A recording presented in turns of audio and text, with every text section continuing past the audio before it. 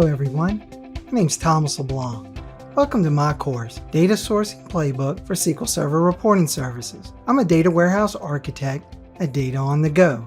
The data source is the foundation of creating reports with SQL Server Reporting Services. Knowing where to get an answer about a particular option to a data source or discovering a property on a dataset. This is where this course can be most helpful to you. Some of the major topics that we'll cover include embedded and shared data sources, datasets to populate report objects, discovering non-database data sources like CSV or XML, diving into SQL Server database data, sourcing data from Azure and analysis services, and using custom expressions in data sources and data sets. By the end of this course, you'll know where to go to create a data source and to create a data set in reporting services. Before you begin this course, you should be familiar with SQL Server as well as Management Studio, along with one of the reporting tools, the Report Builder or the Report Writer for SQL Server data tools. I hope you'll join me on this journey to learn data sources with SQL Server Reporting Services here at Pluralsight.